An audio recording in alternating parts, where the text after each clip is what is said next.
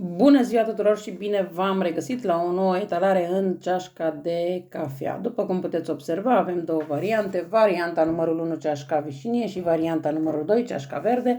O să vă rog să vă alegeți una dintre cele două variante cu care considerați că rezonați cel mai bine sau să le ascultați pe ambele și să luați doar ceea ce vi potrivește. Vi se poate potrivi toată etalarea sau doar o parte din etalare, așa că nu trebuie să fie cu supărare. Bun, dar haideți să trecem la prima variantă. Păi, la prima variantă văd că aici, chiar dacă ați avut parte de o perioadă din asta mai curcușuri și coborâșuri în viața amoroasă, acum lucrurile se limpezesc și situația merge pe un drum bun. De ce spun acest lucru? Pentru că îmi este foarte clar că aici lucrurile se clarifică, lucrurile se limpezesc, toate minciunile vor fi aduse la suprafață, toate lucrurile neadevărate vor fi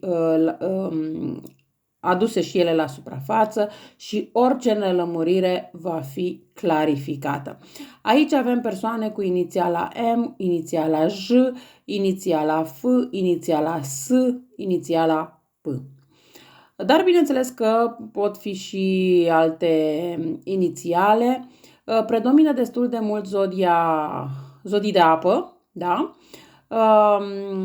Cel mai mult dintre zodiile de apă este zodia pești, dar bineînțeles că avem și zodii de foc. Avem, aș putea să spun că din fiecare element este câte măcar un semn, da? Bun.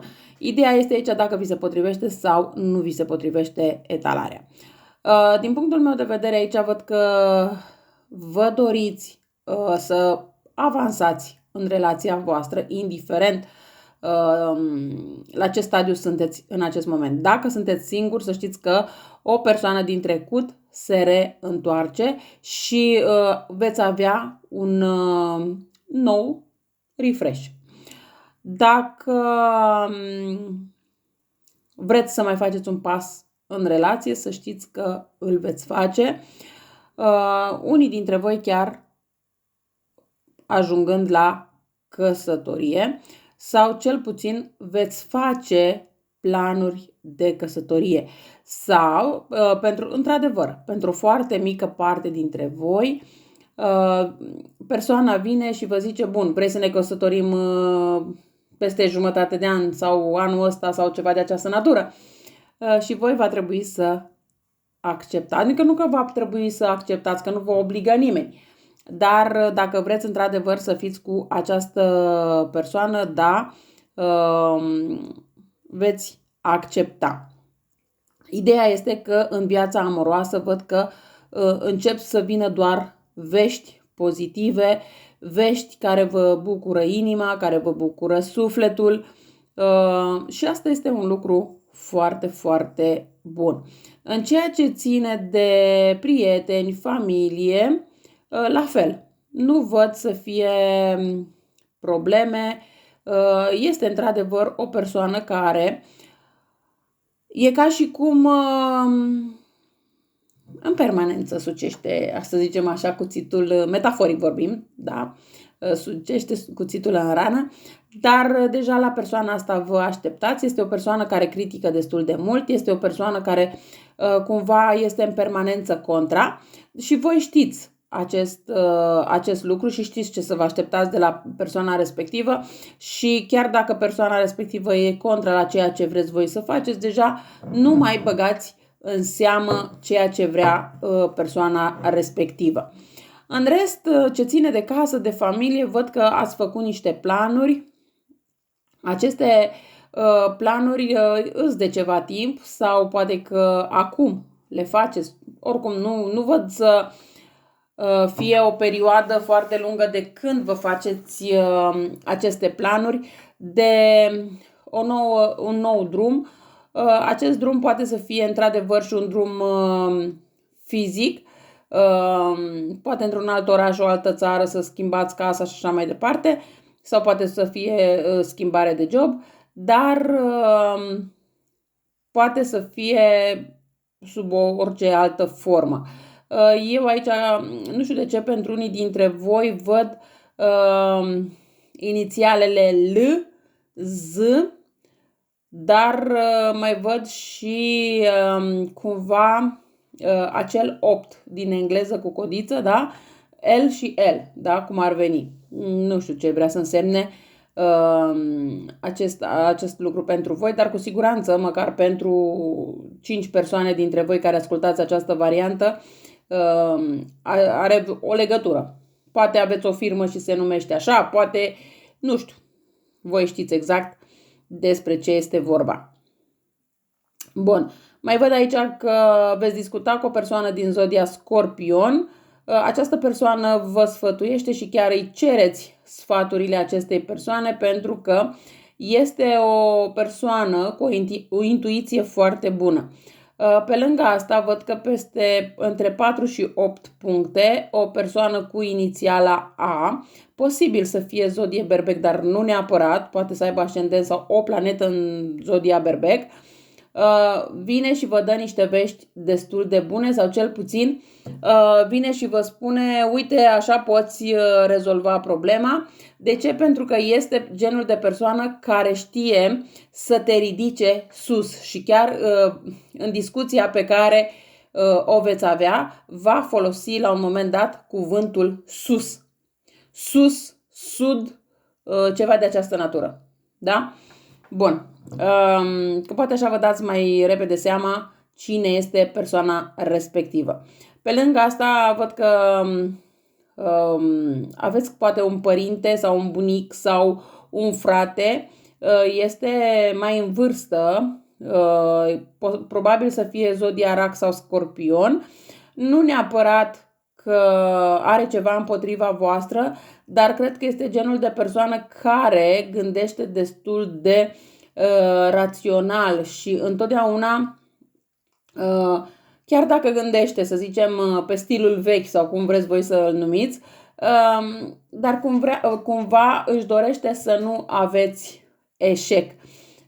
Și din acest motiv încearcă să vă sfătuiască, doar că nu prea îl băgați în seamă așa și aveți impresia că vă supără sau ceva de această natură, dar nu este cazul să luați în seamă aceste lucruri, că doar încearcă să vă sfătuiască la modul cum gândește persoana respectivă.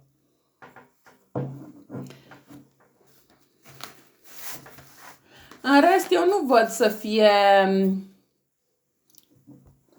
probleme. Da, mai apar mici neînțelegeri, mai apar bârfe, mai apar discuții, dar pe ansamblu văd că lucrurile merg într-o direcție pozitivă. Posibil aici să aflați de nașterea unor gemeni, de o situație sau de orică este vorba de două situații, orică e vorba de două persoane, orică este vorba de două lucruri, dar poate să fie vorba inclusiv de două persoane și este posibil să aibă în vârsta de 24-29 de ani să aibă persoanele respective.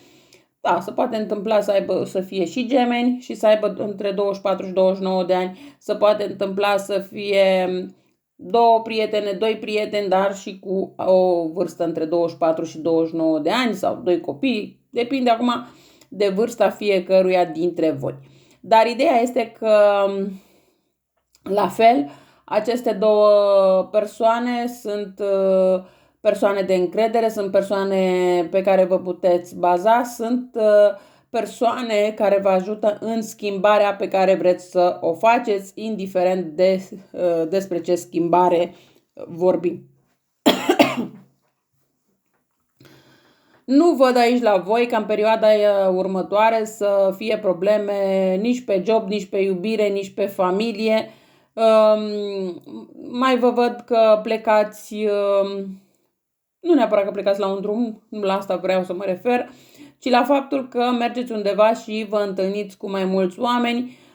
iar acolo acele persoane vă apreciază destul de mult, mai ales o persoană cu inițiala M, sau poate voi sunteți cu inițiala M, și posibil să fie vorba de o persoană născută în data de 2, în data de 7, 27, da? Și să fie, să aibă ceva cu inițiala H. Dar nu știu ce ar putea fi aici de la această persoană cu inițiala H. Poate să fie nume, poate să fie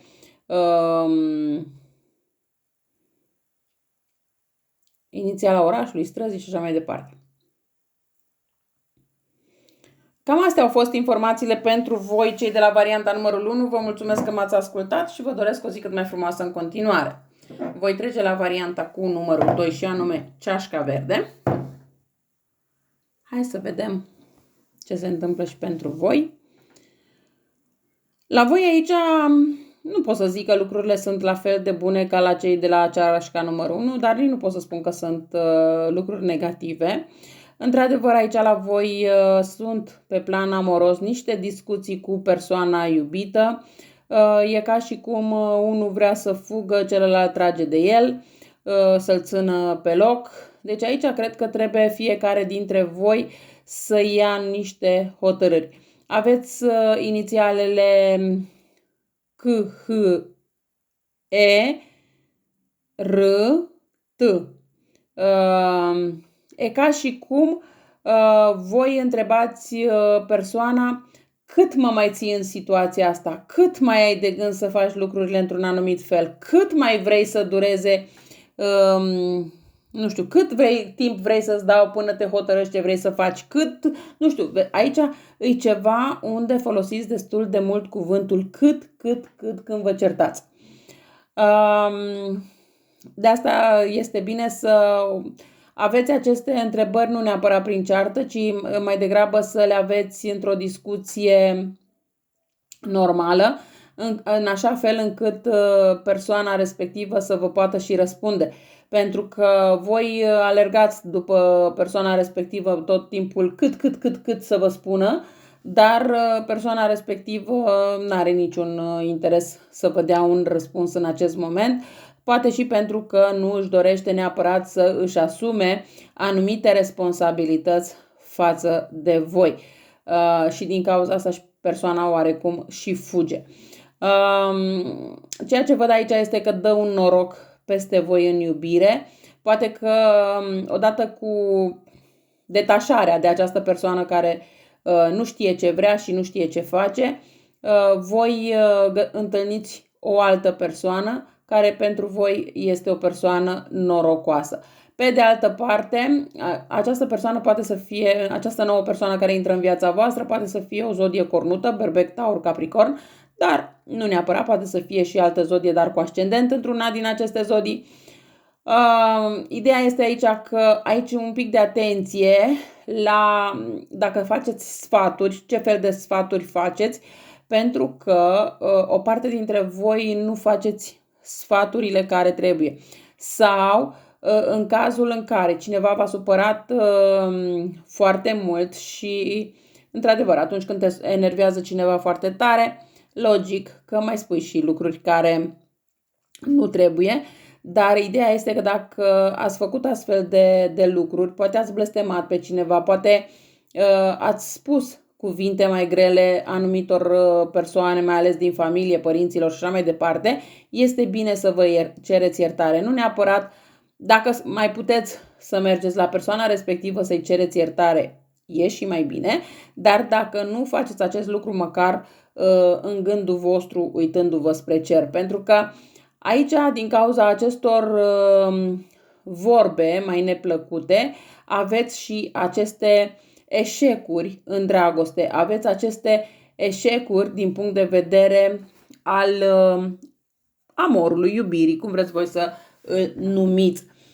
Aici putem avea inclusiv persoane care poate au terminat ASEU sau ceva finanțe, bănci, dar avem și persoane care vor ceva și încep ceva imediat și sfârșesc. Adică nu e ceva care să fie în mod constant. Se poate întâmpla ca o parte dintre voi să fi întâlnit persoane cu care doar să fie avut niște aventuri și cam atât și să nu reușească să găsească persoana cu care să aibă o oarecare stabilitate.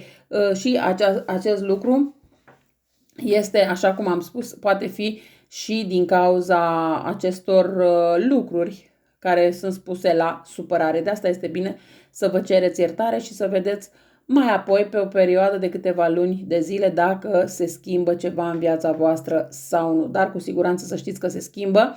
De ce? Pentru că văd că odată ce vă cereți iertare, cumva tot ce e negativ pleacă de la voi și voi porniți spre o nouă viață, spre o nouă identitate și așa mai departe, unde vă veți simți destul de bine, mai ales persoanele născute în 96 sau poate că aveți ceva în legătură cu anul 94-96, poate atunci v-ați căsătorit, poate atunci v-ați născut, poate atunci, eu știu ce eveniment ați avut voi în 96, n-am de unde să știu eu, posibil în anul 94 sau 96 și în luna februarie, dacă înseamnă ceva acest lucru pentru voi, dar nu neapărat, poate să fie și o altă situație.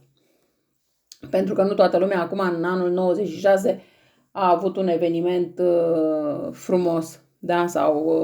Dar este bine să vă gândiți ce eveniment ați avut și în funcție de asta să vă gândiți dacă vă afectează într-un fel sau altul, dacă ați putut uita, ați putut trece peste, dacă vă afectează din punct de vedere negativ, da?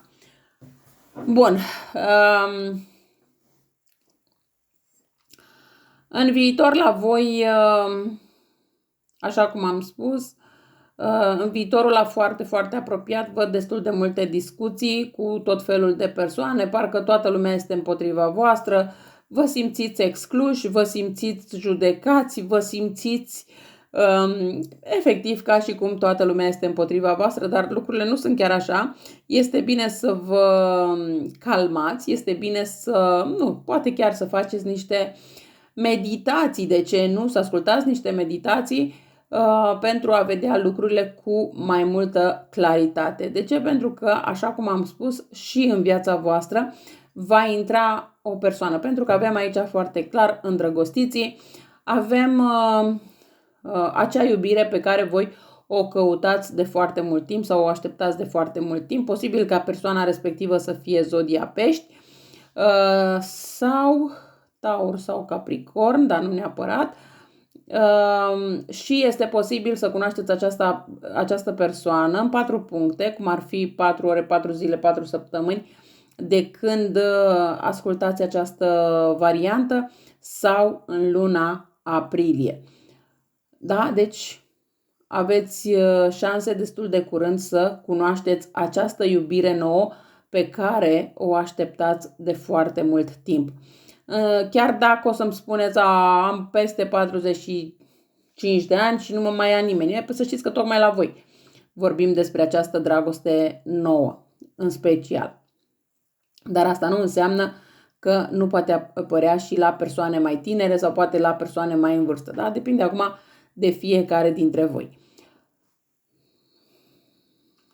În rest, lucrurile, așa cum am spus, se vor așeza încet, încet și vor merge într-o direcție destul de pozitivă. Nu văd aici lucruri foarte negative pentru voi. Da, într-adevăr, sunt multe persoane care vă vorbesc pe la spate, vă bârfesc și așa mai departe. Ideea este să nu le dați voi curs, să nu intrați în jocul lor, pentru că nu este cazul. Voi este bine să vă vedeți de viața voastră și lăsați lumea să vorbească, că știți cum se spune, fiecare vede gunoiul din ochiul altuia, dar nu și-l vede pe a lui. Așa și voi încercați să vă vedeți de viața voastră, să vă vedeți de planurile voastre, pentru că ceea ce veți face în perioada imediat următoare va fi cu succes pe toate planurile. Aici nu vorbim doar de planul iubirii. Uite, avem iubirea care zice clar că va fi foarte curând. Da, chiar o parte dintre voi, cei care în luna aprilie veți cunoaște persoana, în luna mai deja lucrurile au o altă perspectivă în ochii voștri. De ce? Pentru că persoana și face pașii destul de concreți înspre voi. Nu mai e vorba că o ține așa că vă cunoaște și atât mult timp. Nu. În luna mai deja persoana face un pas în plus față de voi. Se poate întâmpla doar să vă zică, uite, mă gândesc să ne mutăm împreună sau ceva chiar dacă nu faceți în luna mai acest pas de a vă muta împreună, dar măcar cel puțin îl veți discuta. Eu cam atât am avut de spus și pentru voi. Vă mulțumesc că m-ați ascultat și vă doresc o zi cât mai frumoasă în continuare. La revedere!